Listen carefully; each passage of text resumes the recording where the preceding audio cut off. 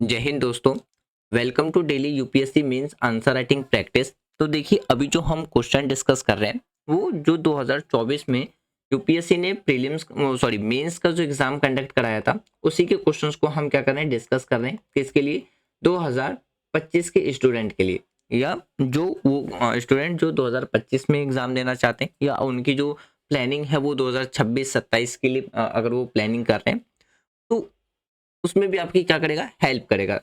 अगर हम UPSC mains answer writing practice की कुछ कॉमन चीज़ें की बात करते हैं, जैसे इम्पोर्टेंस क्या है, या आप कब से UPSC mains answer writing practice कर सकते हो, तो आप दो तीन चीज़ ध्यान में रखिए। पहला, अगर आपने अभी प्रिपरेशन स्टार्ट किया है तो आपको प्रिपरेशन स्टार्ट करते ही आंसर राइटिंग प्रैक्टिस नहीं करना है। आपका जब तक 40 से 50% सिलेबस कंप्लीट ना हो जाए, जब आपका 40 से 50% सिलेबस कंप्लीट हो जाए तब आप यूपीएससी की मेंस के आंसर राइटिंग प्रैक्टिस कर सकते हो। साथ साथ में मॉक टेस्ट की प्रैक्टिस कर सकते हो, प्रीलिम्स के क्वेश्चंस प्रैक्टिस कर सकते हो, प्रीवियस ईयर क्वेश्चन पेपर लगा सकते हो। इससे पहले आपको क्या करना है, पहले एटलीस्ट इतना तो सिलेबस कंप्लीट करना है कि आप क्वेश्चन समझ करके उसको अटेम्प्ट कर सको। और अगर हम इम्पोर्टेंस की बात करते हैं कि क्यों इम्पोर्टेंट है, तो देखिए, यूपीएससी में क्वेश्चन जो पूछे जाते हैं वो 20 क्वेश्चंस तो पूछे ही जाते हैं। तो 20 क्वेश्चन में आपको क्या देखने को मिलेगा कि 1 से लेके जो 10 तक क्वेश्चन पूछा जाता है वो पूछा जाता है 10 नंबर का, जिसमें आपको 150 वर्ड्स में हर एक आंसर लिखना होता है। फिर 11 से लेकर के जो 20 तक जो क्वेश्चन पूछा जाता है वो होता है 15 मार्क्स का, जिसमें आपको 250 वर्ड्स लिखने होते हैं। तो अगर आप वर्ड कैलकुलेशन, क्वेश्चन कैलकुलेशन और टाइम कैलकुलेशन अगर आप करोगे तो आपका जो एक आंसर लिखने का जो मैक्सिमम टाइम निकल के आता है वो 7 मिनट आता है। तो इन 7 मिनट में आपको क्या करना है, क्वेश्चन भी समझना है और एक ऐसा अट्रैक्टिव आंसर लिखना है कि जिसके वजह से आपका जो मेंस क्वालिफाई के जो चांसेस है वो आपका क्या हो जाना चाहिए, इंक्रीज हो जाना चाहिए। तो ये जो सबसे बड़ा चैलेंज आपके निकल के आता है ना, ये आप तभी सॉल्व आउट कर पाओगे जब आप डेली, अगर आप मेंस आंसर राइटिंग प्रैक्टिस कर रहे हो। अगर आपका सिलेबस 40 से 50% हो चुका है तो मैं यहाँ पे आपको जो रिकमेंडेड करूँगा, daily 2 mains answer writing practice के लिए करूँगा। पहला होना चाहिए आपका जीएस का, दूसरा होना चाहिए ऑप्शनल। ऑप्शनल भी आपको क्या करना है, साथ लेकर के चलना है। क्यों? क्योंकि ऑप्शनल का 2 पेपर होता है और एक पेपर होता है 250 मार्क्स का, दूसरा पेपर होगा 250 मार्क्स का। यानी कि आप ये समझिए इन शॉर्ट कि ऑप्शनल का जो पेपर होता है वो टोटल कितने का होता है, 500 मार्क्स का सिर्फ और सिर्फ आपको ऑप्शनल का ही देखने को मिलेगा। तो ऑप्शनल भी आपको क्या करना है, साथ लेकर के चलना है। ये उन स्टूडेंट के लिए है जिन्होंने 40 से 50% सिलेबस कंप्लीट कर लिया। अब बात करते हैं उन स्टूडेंट के लिए जिन्होंने अभी अपनी जो प्रिपरेशन है वो स्टार्ट करी है। देखिए, आपने अगर अभी प्रिपरेशन स्टार्ट करी है तो आपको प्रिपरेशन स्टार्ट करते ही मेंस आंसर राइटिंग नहीं करना है और ना ही डायरेक्ट स्टैंडर्ड बुक में मूव करना है। सबसे पहले आपको सिलेबस एनालाइज करना है। सिलेबस जब आप एनालाइज कर लोगे, आपको साथ में फिर क्या करना है, previous year question paper analyse करना है। उसके बाद जब आपके प्रिपरेशन आप स्टार्ट करोगे, पहला जो स्टेप होगा वो होगा आपका एनसीईआरटी। आपको एनसीईआरटी हार्डली 2 से 3 मंथ के अंदर में किसी भी तरीके से कंप्लीट करना है, ताकि आप स्टैंडर्ड बुक पे ज़्यादा टाइम लगा सको। ज़्यादा टाइम लगाने का मतलब है कि आप स्टैंडर्ड बुक को रीड करने के लिए आपके पास थोड़ा एक्स्ट्रा टाइम मिले, ताकि आपका साथ साथ में जो टाइम बचेगा या जो एक्स्ट्रा टाइम मिला है उसमें आप रिवीजन ज़्यादा से ज़्यादा कर सको। तो अगर आपने एनसीईआरटी को इग्नोर करा है तो ये आपके लिए मिस्टेक नहीं, ब्लंडर साबित होने वाला है आपकी प्रिपरेशन की जर्नी में। एनसीईआरटी जब आप कंप्लीट कर लोगे तब आप स्टैंडर्ड बुक में करना, तब इजी मतलब क्या होगा ना, एनसीईआरटी जब आपकी कंप्लीट हो जाएगी तो बेसिक जो कॉन्सेप्ट है वो आपका एकदम क्लियर हो जाएगा, तो स्टैंडर्ड बुक को समझने में काफ़ी ज़्यादा क्या करेगा, हेल्प करेगा। तो अभी हम क्या कर रहे हैं, मेंस आंसर राइटिंग में जीएस 3 का डिस्कस कर रहे हैं। ऑलरेडी जीएस 1 और जीएस 2 कंप्लीट कर लिया है। जीएस 3 के ऑलरेडी में भी हमने 6 क्वेश्चन डिस्कस कर लिए। आज हमारा क्वेश्चन 7वां रहने वाला है। तो क्वेश्चन पूछा गया है, जो पूछा है ये आपसे पूछा गया है इन्वायरमेंट से रिलेटेड क्वेश्चन है। देखिए, क्वेश्चन आपसे क्या पूछ रहा है कि हमारी कंट्री में इंडस्ट्रियल पॉल्यूशन, जो कि एक इन्वायरमेंटल इशू है, इस क्या रीजन देखने को मिलता है, किस तरीके से एक सिग्निफिकेंट इन्वायरमेंटल इशू बना हुआ है इंडस्ट्रियल पॉल्यूशन। फिर आपको डिस्कस करना है कि इसकी जो मिटिगेशंस मेजर हैं जो डील करता है इस प्रॉब्लम को, और जो सरकार की जो इंटेंटिव्स है इसके रिगार्डिंग में कि कैसे हम इंडस्ट्रियल पॉल्यूशन को हम रोक सकते हैं। इस पे आपको क्या करना था, आंसर लिखना था। देखिए सबसे पहले आप समझिए पॉल्यूशन होता क्या है।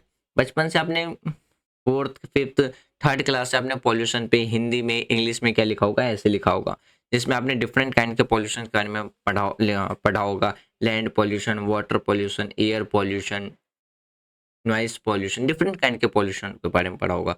पॉल्यूशंस की डिफिनेशंस भी आपने पढ़ी होगी। तो पॉल्यूशंस की अगर हम डिफिनेशंस की बात करते हैं तो पॉल्यूशन क्या होता है, ऐसा वेस्ट सब्सटेंसेस होते हैं जो हमारे इन्वायरमेंट के अंदर में क्या करता है, नेगेटिव इम्पैक्ट डालता है, तो उसे हम पॉल्यूशन कहते हैं। जैसे अगर हम प्लास्टिक की बात करते हैं तो प्लास्टिक इजिली डिकम्पोज नहीं होता है, या हम अगर उसको प्लास्टिक को बर्न करते हैं, जलाते हैं, तो उससे निकलने वाला जो धुआं होता है वो एयर पॉल्यूशन का काउजेज बनता है। एयर पॉल्यूशन देखने को मिलता है उसकी वजह से, क्यों? क्योंकि उससे निकलने वाला जो गैस है वो एक ऐसा अनसब्सटेंसेस है, ऐसा एक अनवांटेड सब्सटेंस है जो हमारे इन्वायरमेंट को क्या करता है, नेगेटिव इम्पैक्ट डालता है। उसी तरीके से वाटर पॉल्यूशन की बात करते हैं तो वाटर पॉल्यूशन में ऐसे वेस्ट सब्सटेंस जो हम डंप करते हैं, तो जिससे वाटर में रहने वाले एनिमल्स और वाटर पे क्या पड़ता है, एक नेगेटिव इम्पैक्ट पड़ता है, तो वो हमारा वाटर पॉल्यूशन हो गया।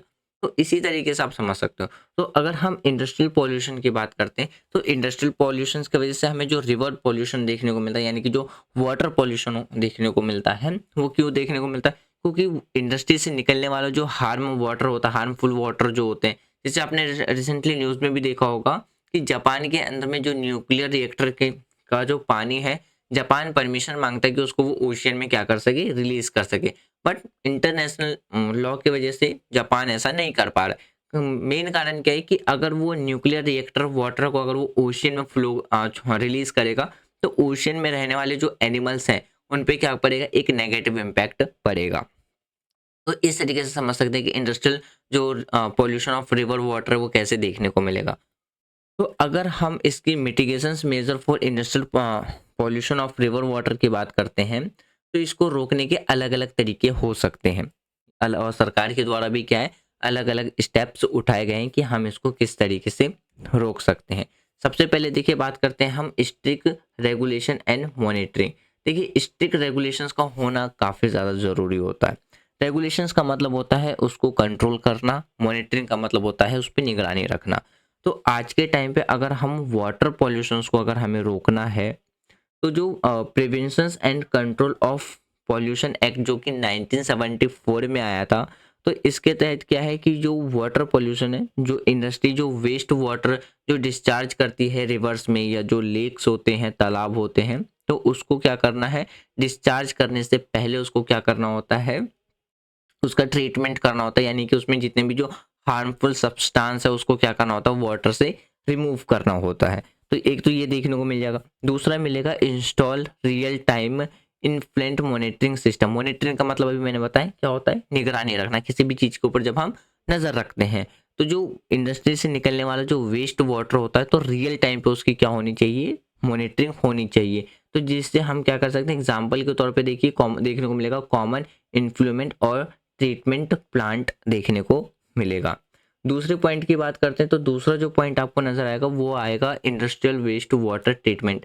इंडस्ट्रियल वेस्ट वाटर ट्रीटमेंट का मतलब होता है कि जो भी केमिकल वाला जो वाटर है जो रिवर में जाके मिल रहा है या जो बड़े तालाब में जाके मिल रहा है, तो उससे पहले उसको क्या करना, उसका ट्रीटमेंट करना। ट्रीटमेंट का मतलब मैंने आपको बताया था ऊपर में कि जो भी अनवांटेड सब्सटेंस है उसको वाटर से रिमूव करके उस वाटर को तब जाकर के किसी भी नदी में या तालाब में जाकर के क्या करना होगा, छोड़ना होगा। तो इसको क्या बना दिया गया था कि हर एक इंडस्ट्रीज के अंदर में मैंडेटरी कर दिया गया था कि वो इंस्टॉलेशंस करे जो भी इन्फ्लूमेंट ट्रीटमेंट प्लांट है उसको, ताकि जो वेस्ट वाटर है उसको डिस्चार्ज करने से पहले क्या किया जा सके, उस वेस्ट का ट्रीट किया जा सके, यानी कि वाटर को क्लीन किया जा सके।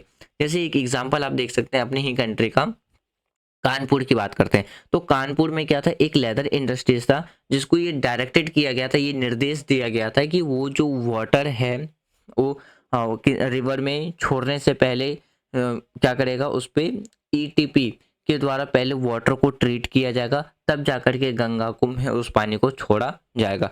क्यों? क्योंकि जो कानपुर के अंदर में जो लेदर इंडस्ट्रीज था, वो जो वाटर को डायरेक्ट गंगा रिवर के अंदर जो वो डिस्चार्ज कर देते थे अपना जो वेस्ट वाटर होता था, तो जिसकी वजह से जो गंगा का जो पानी था वो काफ़ी ज़्यादा क्या होते जा रहा है, पॉल्यूटेड होता जा रहा था। एक एग्जांपल आप देख सकते हैं यमुना का। यमुना आज के टाइम पे यमुना का पानी काफ़ी ज़्यादा क्या हो रखा है, पोल्यूटेड हो रखा है। खास करके अगर आप दिवाली के टाइम पे आप देखोगे, छठ पूजा के टाइम पे देखोगे कि जो यमुना का पानी होता है पूरी तरीके से क्या होता है, इस तरीके से आपको झाग देखने को मिलेगा, जैसे लगता है कि बर्फ़ है। तो वो एक्चुअली में झाग नहीं होता या फैन नहीं होता, वो एक तरीके से क्या होता है, पॉल्यूशन होता है। आप इस तरीके से रिलेट कर सकते हो। तो उसके बाद तो कानपुर की जो इंडस्ट्री थी उनको ये आदेश दिया गया था कि वो ईटीपी यानी कि इन्फ्लुएंट जो ट्रीटमेंट प्लांट है वो अपने इंडस्ट्री के अंदर में क्या करेगा, उन्हें इंस्टॉल करने का जो आदेश है वो दिया गया था। उसके बाद देखने को मिलेगा पॉल्यूशन प्रिवेंशन टेक्नोलॉजी, यानी कि ऐसी टेक्नोलॉजी को डेवलप करके रखना जिसके वजह से आपको क्या देखने को मिलेगा, पॉपुलेशन से हम क्या कर सकते हैं, रोक सकते हैं। तो यानी कि ऐसे टेक्नोलॉजी को प्रमोट करना जिसकी वजह से हम जो क्लियर प्रोडक्शन टेक्नोलॉजी है या हम जीरो लिक्विड डिस्चार्ज सिस्टम है इंडस्ट्रीज के अंदर में प्रमोट करने की बात कही गई थी। तो इसको भी प्रमोट करके हम क्या कर सकते हैं, जो वाटर पोल्यूशन है, रिवर पोल्यूशन है, उसको हम कहीं ना कहीं रोक सकते हैं। उसके बाद आता है कि पब्लिक अवेयरनेस एंड पार्टिसिपेशन। तो आज के टाइम पे अगर हमें पोल्यूशन को ख़त्म करना है तो इसका एक और तरीका ये है कि आज के टाइम पे जो जनता की जागरूकता है और लोगों की जो पार्टिसिपेशन है आज के टाइम पे उनको बढ़ाने की बहुत ज़्यादा ज़रूरत है। जैसे आप देखोगे नर्मदा बचाओ आंदोलन के बारे में, अगर आपने पढ़ा होगा तो इसमें क्या था कि लोगों ने इस बात के लिए आवाज़ उठाई थी कि वहाँ के जो ट्राइबल पीपल्स थे, एक तो उनको एक जगह से दूसरी जगह डिस्प्ले किया जा रहा था, दूसरा कि जो वहाँ पे जो फॉरेस्ट एरिया थे उनको क्या किया जा रहा था, डैम बनाने के लिए क्लीन किया जाना था। तो जिसकी वजह से क्या था कि जो फॉलोइंग रिवर थी वो क्या हो जाती, छोटे छोटे लेक्स में कन्वर्ट हो जाती और इन्वायरमेंट में जो फॉरेस्ट क्लीन किया जाता, तो इसकी वजह से क्या होता, वहाँ के जो different kinds of plant species या एनिमल स्पीसीज थे उनके ख़त्म होने के चांसेस ज़्यादा थे। तो ये भी एक तरीके से क्या था, हमारे इन्वायरमेंट पे नेगेटिव इम्पैक्ट पड़ रहा था। तो इस तरीके से वहाँ पे लोगों ने क्या किया था, मूवमेंट्स चलाए थे, लोगों ने पार्टिसिपेट किया था अपने इन्वायरमेंट को बचाने के लिए।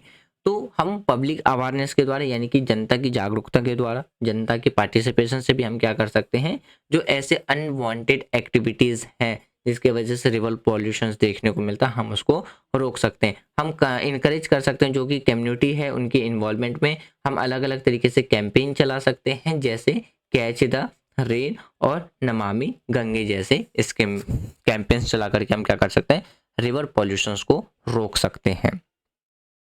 उसके बाद आपको क्या देखने को मिलेगा कि गवर्नमेंट के क्या कुछ इंटेंटिव्स थे, वो क्या क्या थे। पहले हम बात करते हैं नमामि गंगे प्रोग्राम। इसका मेन कारण इस प्रोग्राम की अगर बात करते हैं तो इसका जो मेन ऑब्जेक्टिव था वो क्या था कि जो गंगा रिवर है उसको फिर से जीवित करना था, यानी कि उसके वाटर को फिर से क्लीन करना था। और फोकस किया गया था कि जो इंडस्ट्रियल पॉल्यूशन है उसको क्या करना, रिड्यूस करने पर ज़्यादा फोकस दिया गया था। फिर आपको देखने को मिलेगा national green tribunal. National green tribunal की बात करते हैं तो इसमें किस चीज़ के बात रखा था कि रेगुलर क्या करेगा, उसके इंस्पेक्शंस करेंगे और जो पेनल्टीज होगा, यानी कि जो भी इंडस्ट्रीज इलीगल तरीके से या विदाउट जो वाटर ट्रीटमेंट के वेस्ट वाटर को अगर डिस्चार्ज करता है तो उस पर क्या करेगा, उस पर रिस्ट्रिक्शंस, इंस्पेक्शंस और पेनल्टीज लगाने की बात कही गई है कि सरकार इस पे क्या लगाएंगे, फिर फाइन पेनल्टीज लगाना शुरू कर देगी अगर इस तरीके की एक्टिविटीज पाई जाती है तो। फिर देखने को मिलेगा अमृत स्कीम, यानी कि AMRUT, इसने सपोर्ट किया था। ये जो स्कीम था वो किस चीज को सपोर्ट कर रहा था कि जो अर्बन एरिया में जो वाटर ट्रीटमेंट इंफ्रास्ट्रक्चर है तो इसको प्रमोट, इसको सपोर्ट करने के लिए ये स्कीम लाया गया था। उसके बाद इस्टेब्लिश की गई थी किसके क्या चीज़, तो स्टेट पॉपुलेशन कंट्रोल बोर्ड देखने को मिलेगा। तो ये इसका क्या काम है कि जो भी वाटर की क्वालिटी है स्टेट लेवल पर उसको क्या करना, मॉनिटर करना, उसकी देखरेख करना, निगरानी रखना और उसको कंट्रोल करना। तो ये आपको देखने को मिलेगा इस जो गवर्नमेंट है उसके कुछ इंटेंटिव्स थे। अब जैसे देखिए आपने जनरल ज्योग्राफी में पढ़ा होगा कि हमारे अर्थ पे आपको क्या देखने को मिलेगा, 70% आपको वाटर देखने को मिलेगा। और इस 70% वाटर में भी क्या है, सिर्फ और सिर्फ 3% ऐसे वाटर हैं जो हमें एज अ फ्रेश वाटर के फॉर्म में देखने को मिलता है, तो जिसे हम क्या करते हैं, यूज़ करते हैं। तो आज के टाइम पे जो वाटर की जो एबिलिटी है वो क्या हो रखी है हमारे अर्थ पे काफ़ी ज़्यादा कम हो रखी है। तो आने वाले टाइम पे आपको क्या देखने को मिलेगा, एक वाटर क्राइसिस जैसी सिचुएशंस भी देखने को मिलेगी, क्योंकि बहुत सी जगहों पे ऐसे क्या है कि जो वाटर लेवल है वो काफ़ी ज़्यादा क्या हो चुका है, डिक्रीज़ हो चुका है। जो भी वाटर आधे ज़्यादा जो वाटर है हमने उसको क्या कर रखा है, पॉल्यूटेड कर रखा है। तो आज के टाइम पे क्या है, ये बहुत ज़्यादा ज़रूरी है कि हम अपने वाटर को क्या करें, सेव करके रखें। तो जैसे आपने सरकार के द्वारा जो कैंपेन चलाए गए थे, जैसे जल है तो कल है, मतलब वाटर की इम्पोर्टेंस बताई गई थी। हर घर जल स्कीम आपको देखने को मिलेगा, जो जल मिनिस्ट्री के द्वारा लॉन्च किया गया था कि वाटर की सेविंग के साथ-साथ हम क्या करें, हर एक घर तक में क्या करें, वाटर की एबिलिटी जो है वो इंश्योर कर सकें। तो यहाँ पे मैं आपसे क्वेश्चन पूछूँगा, आपको ये बताने कि जो अभी करंट हमारे जो जल मिनिस्टर हैं, यानी कि वाटर मिनिस्ट्री है, वो यानी कि वाटर मिनिस्टर अभी कौन है? ये आपको कमेंट बॉक्स में बताना है। तो देखिए फ्रेंड्स, यही था हमारा आज का डिस्कशन, जिसमें अकॉर्डिंग टू जो क्वेश्चन था, जो पूछा गया था, वो हमने डिस्कस किया। देखिए, मैं ये नहीं कहता कि यही मेन आंसर है और यही सही आंसर है। यहाँ पे मैंने कुछ पॉइंट्स लिखे हैं अकॉर्डिंग टू क्वेश्चन। आपको लगता है कि नहीं और भी कुछ पॉइंट्स हो सकते हैं जो इसके रिगार्डिंग में इंपॉर्टेंट है, आप बिल्कुल कमेंट बॉक्स में बता सकते हैं। अगर कोई मुझसे सीनियर देख रहा है, मतलब मुझसे कोई सीनियर अगर देख रहे हैं, अगर कोई फैकल्टीज़ हैं जो ज़्यादा एक्सपीरियंस्ड है, या कोई कैंडिडेट है जिनके पास अच्छा खासा एक्सपीरियंस है आंसर राइटिंग का, मेंस का, प्रीलिम्स का, तो वो भी अपने सजेशंस कमेंट बॉक्स में बता सकते हैं, ताकि उन बच्चों की हेल्प हो सके जिन्होंने अपनी प्रिपरेशंस अभी स्टार्ट करी है। वीडियो के रिगार्डिंग में कोई सजेशन देना है, आप वो भी कमेंट बॉक्स में दे सकते हैं। और अगर आपको ये सारे नोट्स पीडीएफ के फॉर्म में चाहिए, तो टेलीग्राम पे भी चैनल है, उसका लिंक आपको डिस्क्रिप्शन में मिल जाएगा। आप टेलीग्राम ज्वाइन करके सारे नोट्स एक ही साथ जैसे ही कंप्लीट हो जाता है, तो मैं पीडीएफ के फॉर्म में बना के अपलोड कर देता हूँ, वहाँ से फ्री ऑफ कॉस्ट डाउनलोड कर सकते हैं।